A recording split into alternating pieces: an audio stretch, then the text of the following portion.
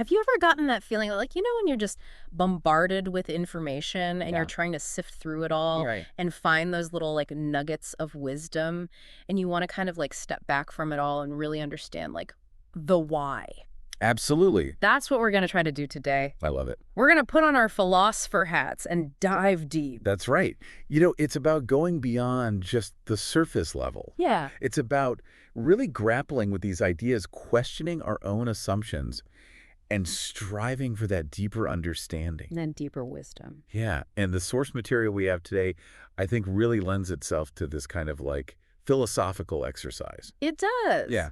You're talking about the entry on Korean Buddhism from the Stanford Encyclopedia of Philosophy. That's right. It's incredibly rich. It is. It is.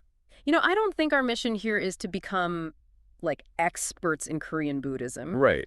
but to use it as a lens to explore some really profound questions, I think that's the beauty of it, right? We Yeah. could use it as a springboard Yeah. to kind of think about these bigger philosophical questions about, the nature of reality, our place in the universe, consciousness, Exactly. all these sorts of things. And how do we understand the world, our place in it? Exactly. What is reality? Yeah. And to see how these really sophisticated philosophical and spiritual ideas took root and transformed in a different cultural context, I think is so fascinating. I completely agree. Okay, so let's kind of set the stage. Yeah. What's up? Buddhism first arrived in Korea from China during this period called the Three Kingdoms. Right. And it first came to Koguri in 372 CE, Right. then to Pache in 384, Mm-hmm. and finally to Shilla in 521 via Koguri. Okay. Okay. And, I think it's really important to keep in mind that what came to Korea Yes. was not like pure original Indian Buddhism. Right. It was a Buddhism that had already been interpreted and shaped by Chinese culture. Absolutely. Yeah. Sinologized Buddhism. Sinologized, yeah. Yeah. But Korea didn't just copy and paste. Yeah. They took this and then they also infused it with their own experiences, their own perspectives. That's right. They brought their own unique flavor to it. Exactly. And I think what's so interesting is how quickly some of these really core Buddhist ideas resonated in Korean culture. Yeah. The Stanford entry points to karma, like the idea of cause and effect. Spiritual cause. Spiritual cause and effect, exactly. Yeah. And there, a few different ways this is expressed in Korean. There's Yingguang Bao, Right. which literally means good causes, good effects. Mm-hmm. And the more direct yi for action and yebao for consequence, the resulting consequence of an action. Right. So every action creates a ripple effect, Big or small. big or small. Right. And this was such a huge shift from, the existing worldview because, before there was this idea that life was governed by these, sort of unpredictable forces or fate. Things outside your control. Outside of your control. Yeah. Yeah. And karma really flipped that on its head. It did, yeah. You are in charge. It said, no, you are the author of your own experience. Yeah. Your actions have power. They're not just random. They actually shape the reality that you experience. And I think that also puts an emphasis on personal responsibility. Exactly. Yeah. You are responsible. It's not just fate. It's not just fate. Right. You have agency. Yeah. And I think that's really powerful. And if we kind of zoom out a little bit to these, bigger philosophical questions about the nature of existence, Yeah. I think the introduction of transmigration, this idea of the cycle of birth, death, and rebirth, Mm-hmm. was also massively significant, right? Yes. Because it offered a different understanding of the afterlife from, what existed before in Korean indigenous beliefs, which was, this idea that ancestral spirits kind of resided in a separate realm. Right. Right. This offered a continuous journey. Shaped by your karma. Mm-hmm. So it kind of provided this whole new framework for thinking about how to live. This ethical framework. Yeah, an ethical framework, exactly. It's so interesting. These weren't just like abstract ideas for individuals. Right. They really quickly became intertwined with the political realities of the time. Absolutely. And one of the concepts that really took hold, especially as the kingdom of Shilla was trying to unify the peninsula, was the concept of the Chakravarti king. Right. So the Chakravarti king is this ideal ruler who rules through, righteousness. Right. Not just force. Not just force. Not just brute force. King Chinhing, for instance, Yeah. really used this image to kind of support his authority, right? Yeah. This idea of, turning the wheel of truth. Yeah. That's a really powerful image for just an expansive rule. It is, and it makes you kind of, think about this desire that I think is present in all human societies to Yes. be governed by, leaders who embody virtue and righteousness, right? It's fascinating. Yeah, very much so. It's this really crucial point about the relationship between like philosophical ideas and political realities. Yeah. Because the Chakravarti concept wasn't just this like nice abstract idea. It really provided a justification for a centralized power. Yeah. You know, it suggested that the king's rule was legitimized by his past good deeds and would ensure harmony and justice for everyone. Yeah. And the association of kings with Maitreya, the future Buddha, further kind of cemented this idea. Yeah. So it's really interesting to see how these things kind of get interwoven. Right, absolutely. So we have all these different ideas kind of coming together. Right, they're starting to take root. And from these initial seeds, Korean Buddhist philosophy really started to flourish. Absolutely, yeah. And the source talks about different schools that were emerging. Right. So you have Madhyamaka, you have Yogacara, Mm-hmm. you have different precept lineages. Yeah. They all started gaining popularity. But ultimately, it was the Ha school that became the most influential in the later part of the unified Shilla period. That's right. And it's fascinating to kind of see how, there's this flourishing of all these different schools. And I think, one that's really interesting to delve into a little bit more is Yogacara. Yeah. Because at its core, it's really concerned with the nature of consciousness, Right. like your mind. Yeah. And Yogacara posits these 8 levels of consciousness, including the Alaya Vijnana, which is often translated as storehouse consciousness. Right. And that's like the repository of, all of your past karmic imprints, your experiences. Mm-hmm. It's like this vast warehouse of everything that has shaped who you are. Okay. And I think the key insight of Yogacara is that perception is not passive. Mm-hmm. It's not like you're just receiving the world. You're creating it. You're actually actively creating it. Your Right. mind is the canvas. Right. It's the projector. It's shaping the reality that you experience. Absolutely. And then we have these ideas that come in, Yeah. like the ninth, pure consciousness, by figures like Zendi. Right. And then Wun Quan, he really emphasized this pure Buddha mind, the Rulakam. Right. And it adds like another layer, right? Like this is like even deeper. It's like this underlying potential for enlightenment. Yeah. It suggests that beneath the surface of your everyday thoughts, feelings, the kind of churn of mental activity, there's this pure awareness, this Buddha mind that's always present. Right. And I think, thinkers like Winchik, they really tried to reconcile the different interpretations within Yogacara, particularly about this ninth consciousness and the assurance of Buddhahood for all beings. Right. So there was a lot of debate and discussion. Yeah. And it was really vibrant philosophical, Oh, absolutely. kind of community. Absolutely. Yeah, these weren't just like static ideas, right? They were constantly being debated and reinterpreted and Evolving. Yeah. Yeah, I mean, and then we have this fantastic story of Wunyo and his enlightenment. Oh, yes. With the skull of water. Talk about a moment of like profound realization. Right. So he's, in the dark and he drinks from the skull thinking it's, a cup of water and it's refreshing. Right. But then when he realizes it's a skull, Yeah. he's disgusted. Right. And this just illustrates so perfectly the Yogacara principle Yeah. that everything is shaped by our minds, It's all about perception. our perception. Yeah, I mean, that story I think is so powerful because it's so relatable, right? It's this experience of, your perception can completely change your experience of something. Absolutely. Right. And it kind of, I think, really encapsulates the heart of Yogacara in this, really visceral and unforgettable way. Yeah. Okay.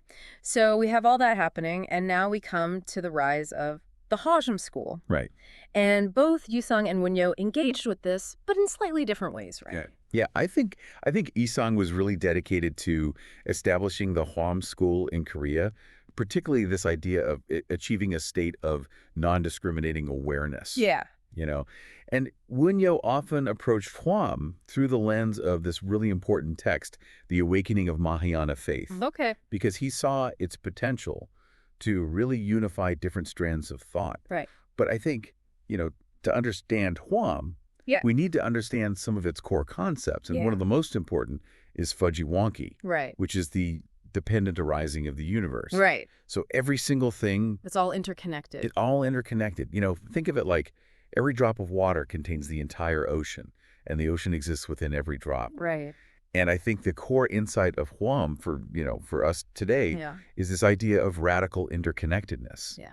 Yeah. Your actions don't just impact you, they have this ripple effect throughout the entire universe. Right. And then we have Shinki, Right. which is dependent arising from original nature. Yeah. And this takes it a step further, suggesting that all phenomena, everything that arises, comes from this inherent Buddha nature, this potential for enlightenment That's in each of that us. resides within every mind. Right. And this phrase really captures it. All originates from the mind. The mind is the world's painter. Wow. So it's really highlighting this immense creative power of your own mind to shape your reality.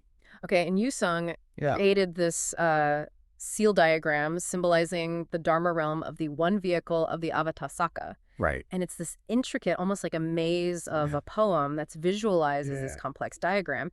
And each line, each connection represents how all of these different phenomena are interwoven Yeah. and interdependent. It's beautiful, isn't it? Yeah. It's this really powerful representation It is. of that Hua's worldview, that interconnectedness and non-discrimination. It's a visual and poetic representation of that, yeah. Yeah. And then we had this incredibly influential text for Wunyo, Awakening of Faith in the Mahayana. And the source really emphasizes its role in bridging the seemingly different ideas between Madhyamaka, Right. with its focus on emptiness, Yeah. and Yogacara, Mm-hmm. with its focus on consciousness. Right. And it does this through the Tathagata Garbha, Right. The Buddha seed. the Buddha seed, which is present in all beings. Present in all beings. Yeah. And what's really key here is that this scripture introduces this idea of the one mind. Yes. That's- Yitzyex or Ilsim. Right.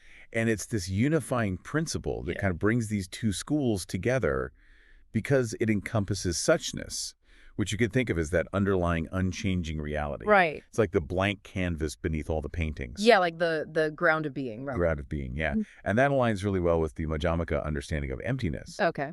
And then it also encompasses this idea of arising and ceasing, which reflects the Yogacara understanding of how consciousness manifests through causes and conditions. So it's like the potential and the actual. Yes, exactly.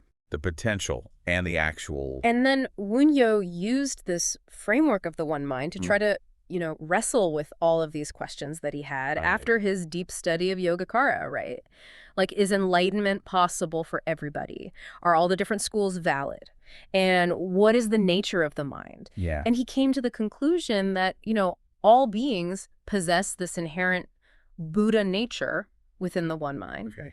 and that therefore everyone can achieve enlightenment. It's not something outside of you. It's something that's already present, It's within, is within. and that became a cornerstone of his own philosophical system. Right.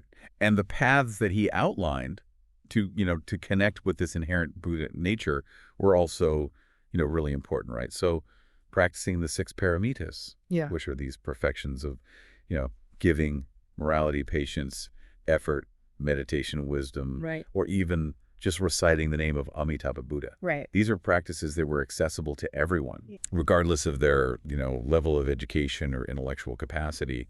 It was really about, I think, creating a path to enlightenment that was open to all. To everyone. Yeah. And from this idea of the one mind Yeah. came Wunyo's brilliant theory of Huajang, Yes. the reconciliation of different Buddhist doctrines. Yeah, it's like this philosophical peacemaking. Yeah, and the source talks about this as a really distinctive aspect of Korean Buddhism. Absolutely, yeah. And what's really insightful about it is Yeah. that it recognizes that language itself is limited. Yes. Yeah. Which is a key point that comes from the Madhyamaka school, right? Right. That language, is a tool, Yeah.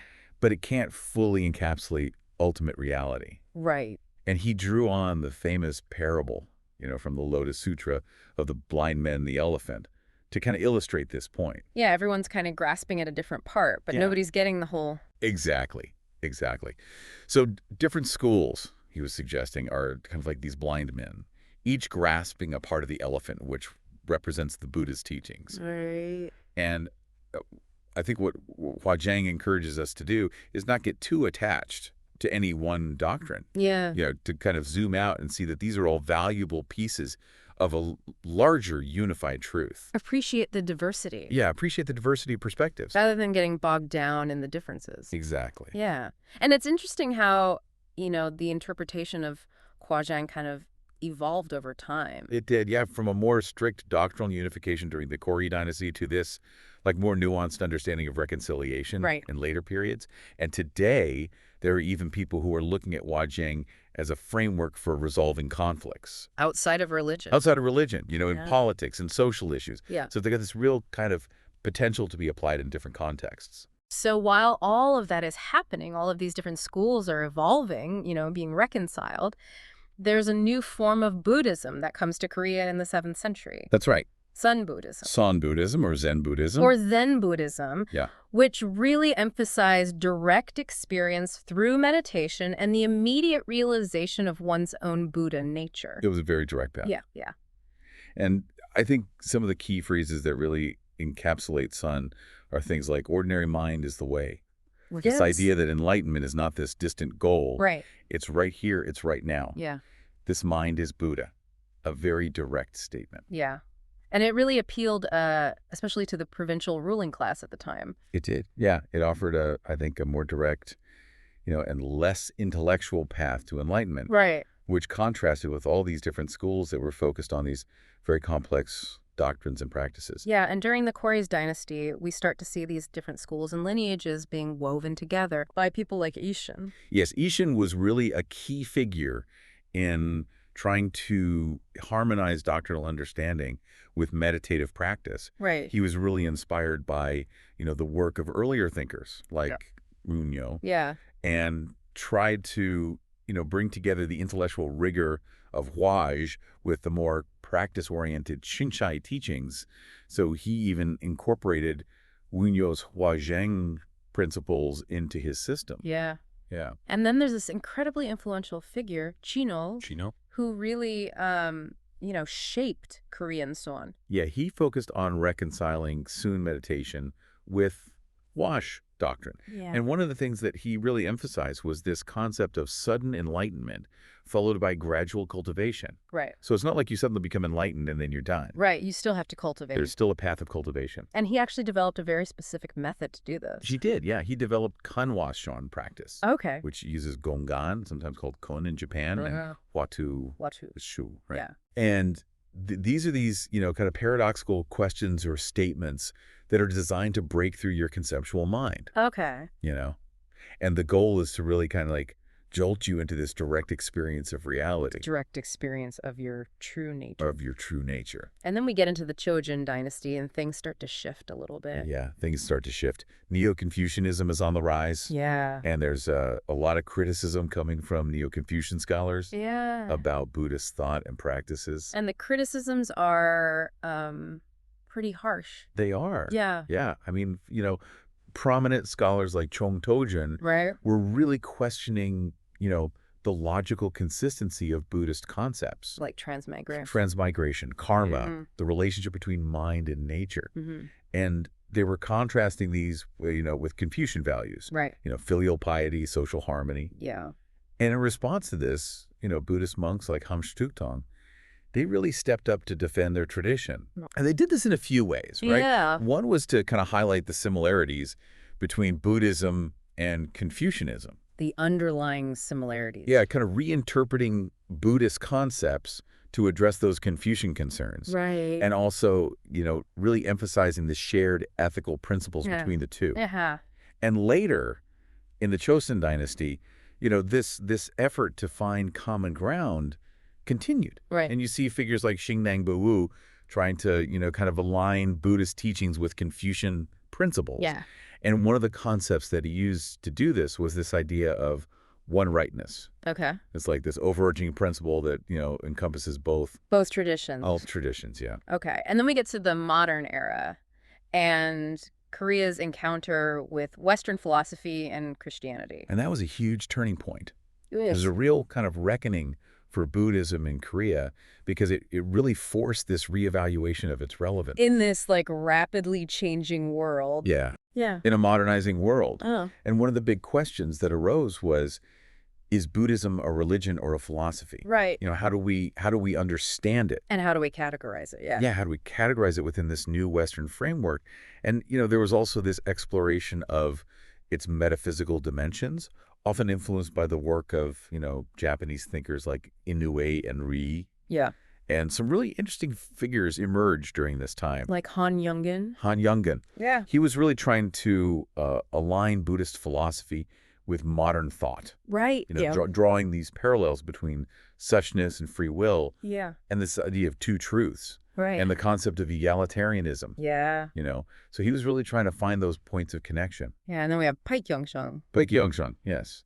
And he was really engaging in these comparative analyses, Yeah. Between Buddhism and Christianity. Yeah. Really trying to, I think, highlight the unique strengths of Buddhism. Right. Yeah. And its comprehensive nature. And this was also a time of this really strong movement to preserve Korean Buddhist identity. Absolutely. So you have people like Chinamson, Yes. who emphasized how, Koreans actively contributed to the development of Buddhism. They didn't just, receive it. They weren't passive recipients. They were active They shapers. shaped it. Yeah. Yeah. And, he really promoted Wunyo's Hwajang Right. as a kind of uniquely Korean form of unified It Buddhism. was a way of asserting Korean. Korean identity within this larger tradition. Right. Yeah. And then coming to more recent times, I think there's this noticeable shift towards individual practice. Yeah, and social engagement. Right. Right. And I think, figures like Baek Young-shung, with his establishment of the Order of Great Enlightenment, Right. he was really focused on, promoting individual enlightenment and making Buddhist practices more accessible to lay people. Right. More accessible. Yeah. And we also see this rise of what's known as socially engaged Buddhism, Mm. where, these core Buddhist principles of compassion, the interconnectedness of all beings, Right. they're applied to address social and political issues. Yeah. Yeah. So, it's this idea that your practice is not just about you, it's about how you engage with the world. Right. It's about transforming yourself and transforming the world around you. Exactly. Yeah. Okay, so then we have One Buddhism. One Buddhism, Yeah. founded by Sokai-san in the early 20th century. Okay. And this was a really interesting development because it kind of reformulated traditional Buddhist teachings around this central symbol, this one circle form, Irguk-san. Okay. And it really emphasized practical application in daily life. Right. And one of the things that they emphasize are these three practices. Right. So Chungsin Suyam, which is spiritual cultivation, Right. Sari Yungu, which is an inquiry into principle, Right. and Chakok Shwiza, which is right livelihood. Okay. So it's about kind of like integrating these Buddhist principles Into your life. into every aspect of your life. Yeah. Yeah. And then we have Minjung Buddhism, which is really interesting. Buddhism, yeah, it emerged within this broader Minjung movement, which was this social movement in Korea. Yeah. And it's fascinating because they drew on both Buddhist philosophy Right. and Marxist theory Okay. to advocate for social justice Yeah. and the empowerment of the marginalized, the Minjung, which means the masses, Right. the ordinary people. Yeah. And they were really reinterpreting Buddhist concepts like dependent arising and karma, and even ideas from the Pure Land tradition to kind of emphasize this idea of self-reliance, Yeah. And this movement actually evolved into the socially engaged Buddhism that we see today Right. with groups like the Jumtu Society, Indra's Net Community. Yeah. So it's really interesting to see how these different strands kind of, weave together. Yeah. It's an amazing kind of evolution. It is. Yeah. And the source also makes sure to point out, how women have shaped modern Korean Buddhist philosophy. Absolutely. And I think, thinkers and practitioners like Kim Irep, Right. she really explored this contrast between the great self and the small self. Right. And her understanding of creativity as this path to liberation, Yeah. I think is really powerful. And Dehang, with her emphasis on the unifying power of Hanmam, which is the Korean word for one mind, Right. and her Dwingong practice, which means master, Right. which is this, very simple but profound meditation practice. Yeah. They were really, I think, offering new perspectives, Yeah. particularly in relation to, the challenges and the realities that women face. Yeah. So it's really inspiring to see. I mean, as we kind of bring this deep dive to a close, it's clear that, Korean Buddhist philosophy is not just a historical subject. It's not just something in a textbook. It's not. Yeah. It's this living, breathing tradition that's still evolving today and offers these profound insights into the nature of mind, reality, the interconnectedness of everything, the path towards wisdom, compassion. It's a rich tapestry. It is. Yeah. It has gone through so many different, historical It's shifts. adapted and evolved and It's adapted and evolved. It's engaged with all these different traditions, yeah, and it continues to shape Korean culture in really profound ways. absolutely. Yeah. And I hope that by, going through this with us, you've kind of been able to put on that philosopher's hat Yeah. and think about some of these ideas a little more deeply. Maybe see the world Yeah. through a slightly different lens. Yeah. Exactly. And maybe find, new perspectives for your own search for understanding. And maybe you're inspired to go out and explore Korean Buddhist thought even more deeply. Absolutely. Yeah, because there's so much there. Yeah. And I think, it can provide real guidance as we continue to, wrestle with these big functions of existence. It can.